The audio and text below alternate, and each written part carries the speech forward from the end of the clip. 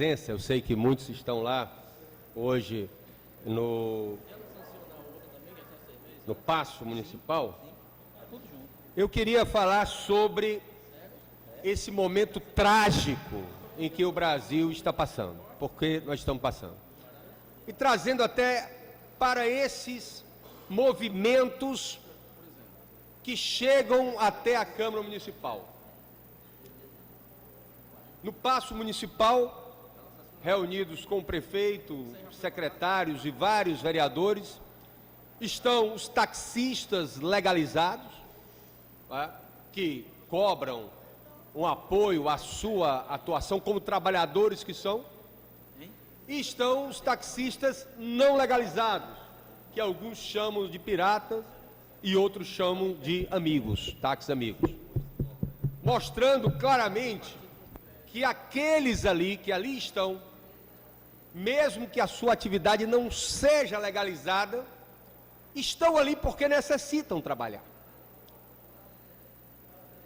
Aqui no auditório, reunidos esperando a volta do presidente Salmito, estão os feirantes. Feirantes que querem regulamentar a sua situação e que fazem dessa atividade, né? O pessoal chama de shopping chão, né? Com uma cadeia, vamos dizer, produtiva, que começa lá no bairro, com a costureira, né? No que se chama as facções, né? Que são as confecções, né? E que consegue atrair gente de todos os estados.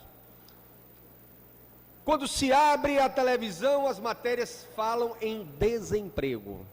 Ó, que claro, numa situação de crise como a que nós estamos vivendo, tá certo? É uma situação que atinge a população por conta da retração de investimentos do próprio governo. Ó. Ou seja, a medida que o governo, as medidas, as políticas que o governo resolveu adotar, governo federal, bem entendido, resolveu adotar a partir do segundo mandato de Dilma Rousseff, foram as medidas da cartilha neoliberal.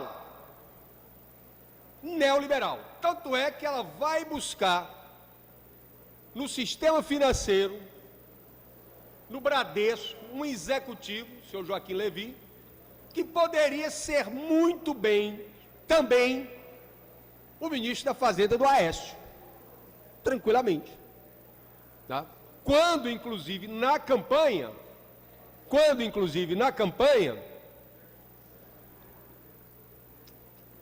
a sua pregação, a sua propaganda foi a de dizer que manteria e ampliaria os programas sociais. Todos nós ouvimos isso. Toda a população ouviu isso. E nós vimos o embate que se deu no segundo turno das eleições, que foi um embate entre projetos que se dava dessa forma. O que acontece, porém, é uma reversão de expectativa. Hoje, em Brasília, servidores federais, principalmente das universidades e dos institutos federais, que estão vendo as universidades públicas, vereador Valdivador, sendo desmanteladas por falta de recursos. Os institutos federais também. E o movimento dos trabalhadores sem teto, não é o MST, é o MTST. O MTST ocupa, hoje de manhã, o Ministério da Fazenda. Por quê? Porque um dos programas sociais que recebeu mais corte, além da saúde, já o caos foi relatado há pouco pela vereadora Iraguaçu, além da educação, foi exatamente na questão da moradia. da moradia, causando a um só tempo uma crise na construção civil, o desemprego de trabalhadores operários da construção civil, tá certo? E o não atendimento de uma demanda reprimida de moradia em todo o país. Em todo o país. Se nós vimos isso, do outro lado do espectro político, vamos dizer assim, a extrema-direita fascista, a mesma que saudou Bolsonaro e vaiou João Pedro Stedley, tem a única bandeira, é o impeachment, é a cassação, é a renúncia, mas não tem programa para o país, não apresenta alternativa e não agita outra bandeira que não seja a bandeira da corrupção. Claro que nós somos contra a corrupção, nós rompemos uma das causas de termos rompido com o PT foi exatamente isso, o mensalão, e depois nós tivemos agora o Petrolão, o Lava Jato, tá certo? Nós tivemos já 2 tesoureiros ou ex-tesoureiros do PT processados e presos, o senhor Delúbio e agora o senhor Vacari, tá certo? Mas, bem ou mal, a questão da corrupção, senhores vereadores, ela está sendo apurada. Há um juiz Moro, há o Supremo, no caso o ministro Teori Zavascki, há um Ministério Público que funciona, há uma Polícia Federal que investiga e que não há, até onde se sabe, nenhuma interferência do governo ou de quem quer que seja nesse processo de apuração. Portanto, a corrupção, essa chaga, né, ela está sendo apurada e já a Petrobras já está conseguindo reaver uma importante soma de recursos que foram desviados. O problema é mais embaixo. O problema é econômico, é social, é cultural, é ambiental.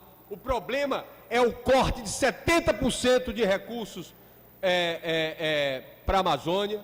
É o corte de quase 30 bilhões de reais em saúde e educação. E essa situação faz a festa do PMDB. Faz a festa do PMDB. Porque o PMDB trafega exatamente nessa fronteira. O PMDB é um partido camaleônico que consegue se adaptar, né, e mudar a textura da sua pele de acordo com aquele que está no governo. Apoiaram 8 anos do Fernando Henrique Cardoso. Apoiaram 8 anos do Lula.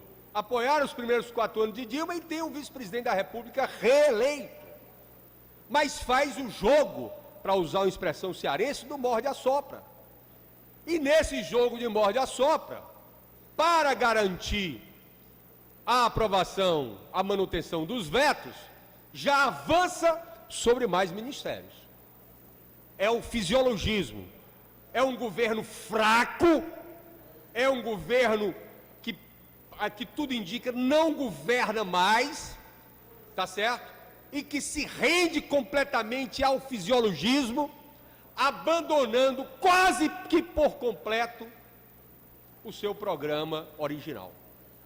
E aí o que se pergunta é se não teria ou não alternativas, que não fosse o corte de recursos para a saúde, para a educação, para os servidores, para a moradia, que fosse algo que pudesse tirar o país dessa crise fiscal em que ele se encontra e retomar um processo, tá certo, de desenvolvimento.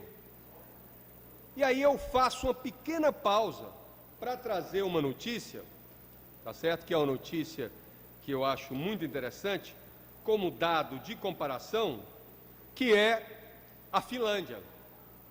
O que é que a Finlândia diz? O que é que diz essa matéria agora do dia 17 de setembro? Finlândia irá aumentar impostos de ricos para abrigar mais refugiados. Ou seja, aqui a um só tempo você tem uma política de solidariedade, né, a todas essas famílias que estão sendo expulsas pela fome, pela guerra, pelos conflitos em seus países, e quem vai pagar a conta é o mais rico. No Brasil não. No Brasil está na Constituição, e nem o governo Lula, no auge de sua popularidade, que poderia ter aproveitado para fazer isso, implantou o imposto sobre as grandes fortunas. Resultado é que no Brasil nós temos, tá certo, uma carga tributária altíssima, bancada pela classe média e pelos remediados. Essa que é a verdade. Porque quando você vai aos chamados países nórdicos, Finlândia, Suécia, Noruega, Dinamarca, os impostos talvez sejam até mais altos do que aqui no Brasil. Isso é em torno de 50%. Mas esses 50% significam o quê? Que a população tem acesso à saúde, à educação de qualidade, ao transporte e à moradia de qualidade.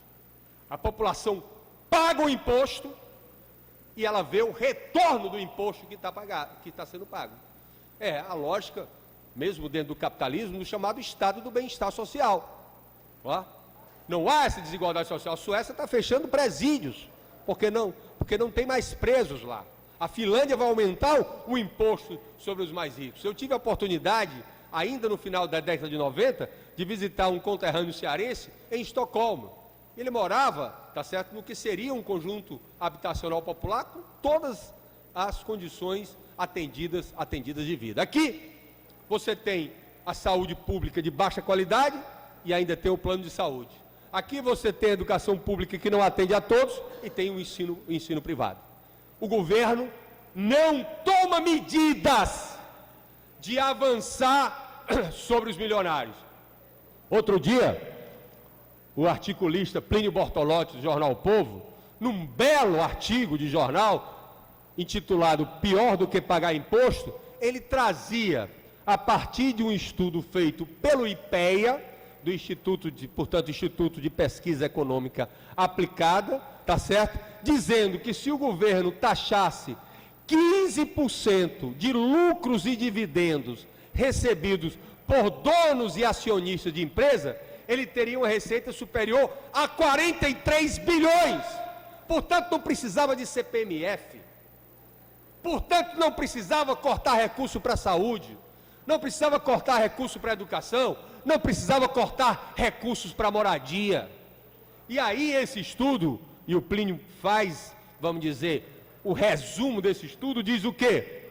No Brasil, 71.440 pessoas, veja bem, nesse nosso paizão de mais de 200 milhões de habitantes, entendeu? Um verdadeiro continente, tá certo?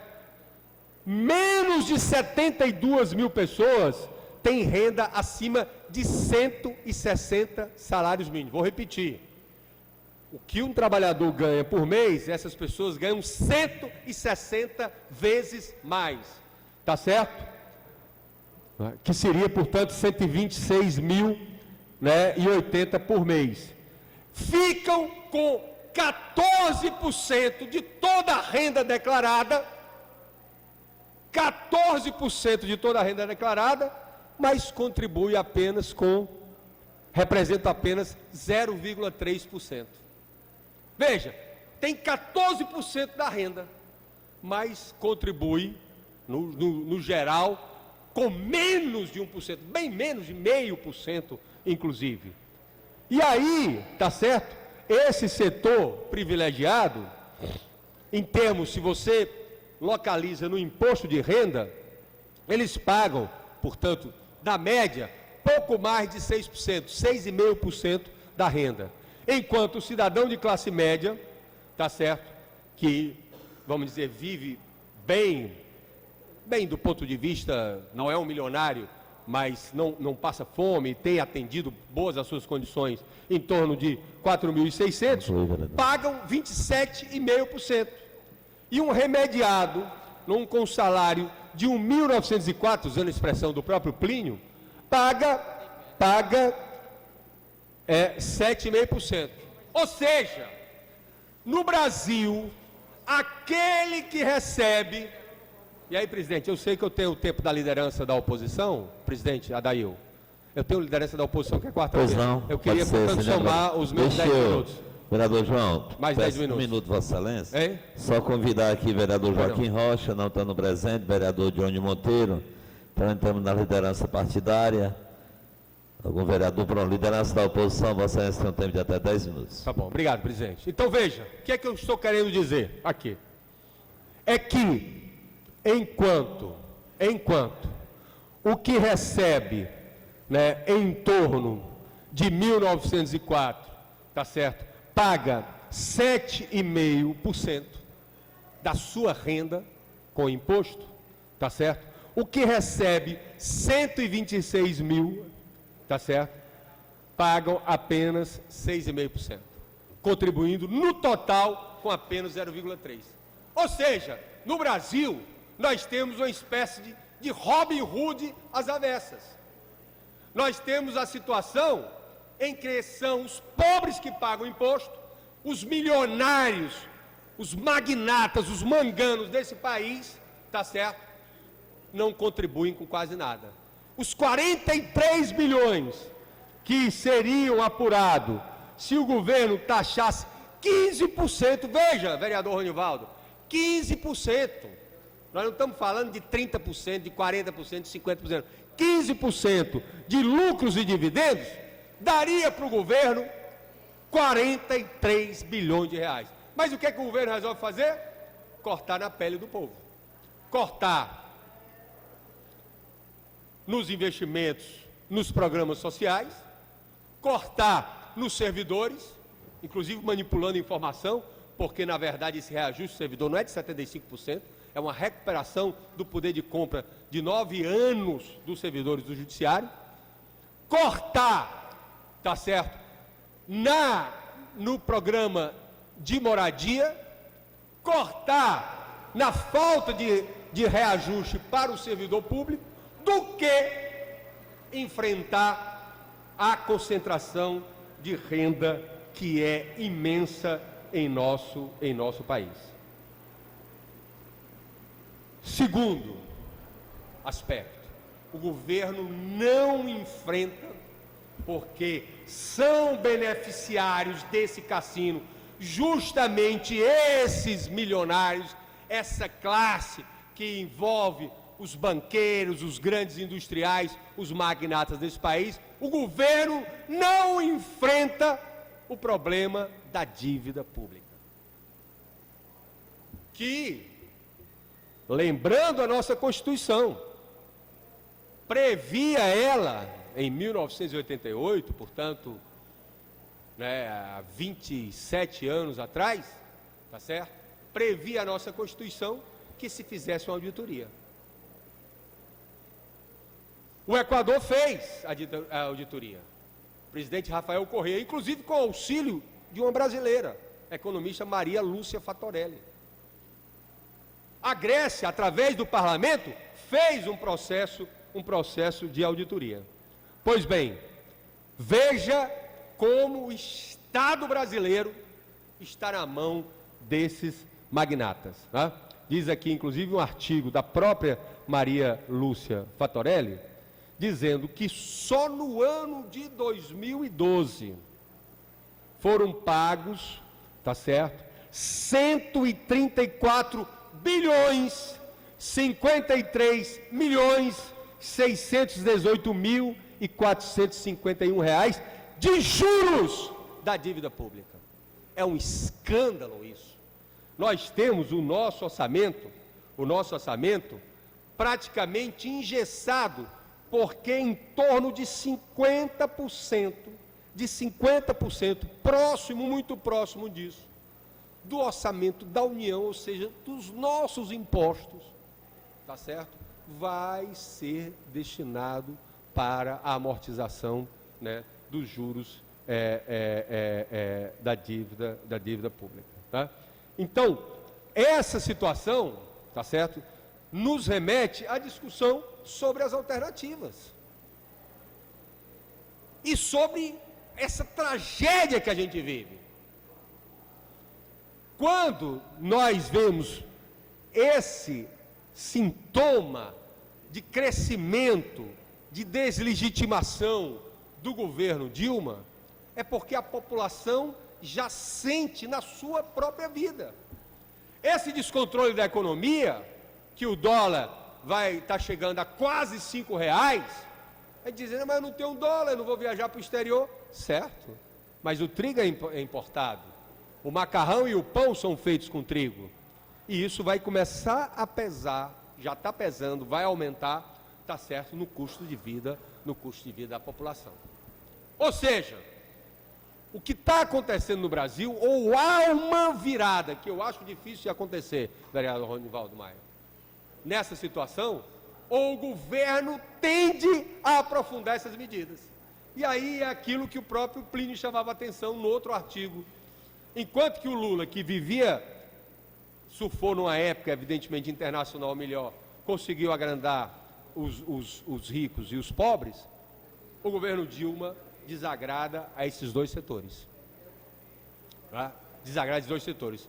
Aos pobres, por óbvio, exatamente pelo retrocesso nos programas sociais, né? Pelo desemprego, pela inflação, tá certo? Pela vida que começa a tornar mais difícil e pela falta, inclusive, do atendimento dos básicos, porque corte de saúde e de educação significa piores condições de vida, tá? E os ricos, evidentemente, tá certo? Porque a economia em descalabro ameaça os seus grandes negócios.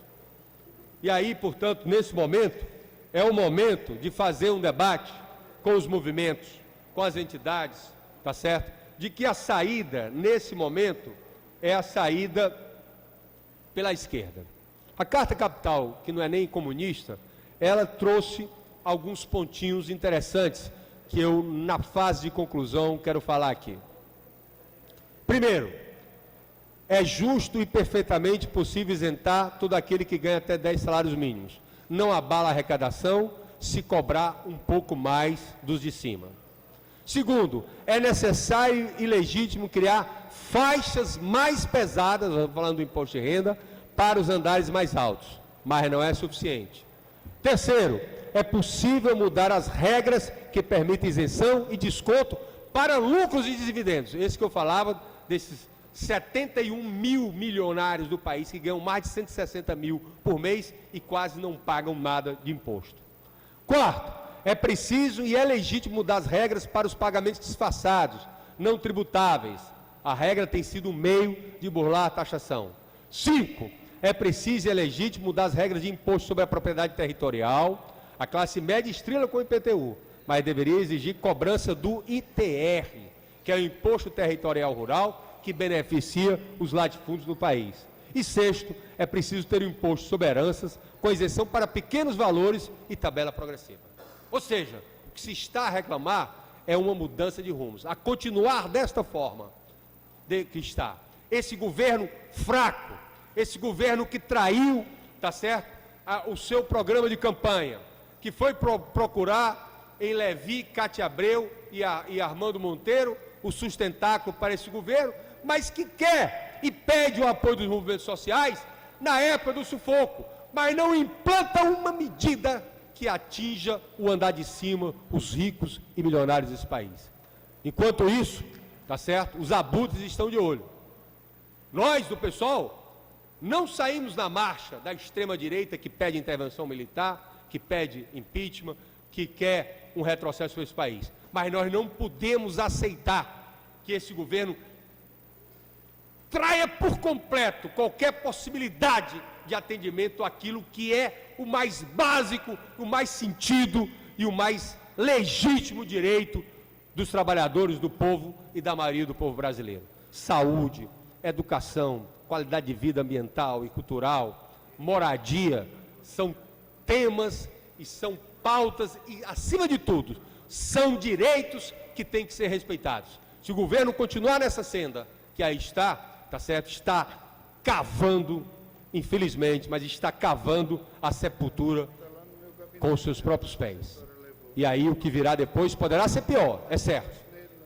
Mas para mudar isso, é preciso ter uma reviravolta imensa. Mas acima de tudo, e eu concluo falando isso, essa mudança só acontecerá se nós tivermos na base, naqueles que estão sentindo tudo isso, sem teto, sem emprego, sem terra, sem moradia, sem trabalho, tá certo? A mobilização suficiente para impor ao governo a sua pauta, uma pauta de direitos e não uma pauta de retrocesso. Muito obrigado.